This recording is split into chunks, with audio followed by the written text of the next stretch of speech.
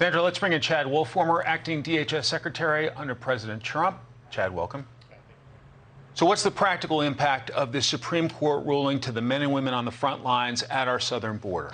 So look, this is a disappointing ruling. And why is it disappointing? Because the program worked. And not only do Border Patrol agents and other law enforcement support the program, I think most Americans support the program as well. We used it in 2019 and 2020, and we saw results. And it helps not only secure that border, but it absolutely helps control the asylum process. And it gets those that need asylum protections quicker access to those protections. Instead, what you have today is a catch and release system that allows these individuals into the country for years at a time. So I think the practical effect is that the cartels, the smugglers, and the traffickers are going to use this court decision, a decision that was, pushed by the Biden administration to, again, attract and lure more individuals to come to the United States. And what they'll sell them on is to say there is now zero chance that you're going to be put into MPP or the Remain in Mexico program. There's going to be almost 100% chance that you're going to get released into the United States. We have brand new reaction from Texas Governor Greg Abbott. Let's put it on the screen. Quote, the Supreme Court's decision upholding DHS's termination of the Remain in Mexico policy will only embolden the Biden administration's open border policies.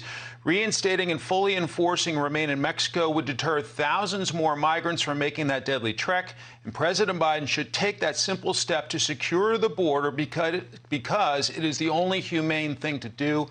It's obviously been a heartbreaking week in the state of Texas with migrants and a very difficult, at least, year and a half. Yeah, absolutely. I think it's important to remember that, look, the court's decision doesn't tell DHS that they must remove or eliminate the program. It's still up to the Biden administration. They still have the choice to implement this program or not, to improve it, to make it better. But at the end of the day, look, they're making a number of decisions. I think most Americans are throwing their hands up and saying, why are you doing this? Why are you allowing the situation at the border to remain out of control? And every month we see the illegal apprehension numbers get worse and worse and worse. And so the question is, if you don't want MPP, what else do you want in its place? What other program or procedures are you going to put in place to control the situation on the border? And I've said this before, the cartels want one thing, and that's predictability to run their businesses. And the Biden administration is giving them that one thing, the predictability from day one, which is they're not putting any new measures in place to deter the illegal behavior. Instead, they throw their hands up and they say, well, this is just how it is, and most Americans are just going to have to accept this. And that's just the wrong strategy. It's the wrong approach. You're not putting America first. You're putting them last when you do that. Do you think the Supreme Court, in effect, is saying to the White House and Congress, like, sit down and come up with a plan?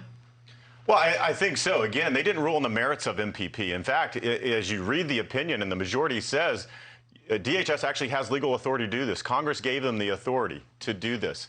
The question is whether they could rescind the program or not. And so they obviously have that authority now. But look, you can look at Congress needing to make some changes. But the executive branch, and we proved this out in 2019 and 2020, has a lot of authority.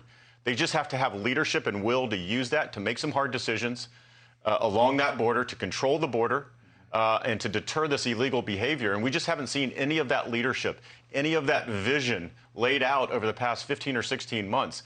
Instead, it's just open borders, and you continue to see these astronomically high apprehension numbers that we've never seen before. You had 1 month back in March of 2000 when it got over 200,000 illegal apprehensions. 1 month. In the Biden administration, we have 5 months. And so it just tells you sort of where we're going and where the trend line is going. We're nearly out of time, but what's the morale of men and women at our border on the front line? Well, it's terrible. If you're Border Patrol agents, you've been asking your leadership to reinstate Remain in Mexico program. And so you see the news here, which is the Supreme Court ruling, but you know that your political leadership has been against this program from day one. So slowly and surely, they've removed every tool in your tool belt to address the border crisis. The last thing that you have left is Title 42, and they hear that their political leadership wants to remove Title 42, and that's in the courts as well. And so you don't have a lot of confidence on where this is going, and there's no light at the end of the tunnel. And that's hard for these folks who live and breathe, who live in these border communities every day. Chad Wolf, thanks so much for your time and Thank you. Your analysis. Hi, everyone. I'm Brian Kilmeade. I want you to do me a favor. I want you to click to subscribe to the Fox News YouTube page. This is the only way that I know for sure that you're not going to miss any great commentary, any great news bites, any great interviews coming your way on Fox. You can get it all here on YouTube. So subscribe right now.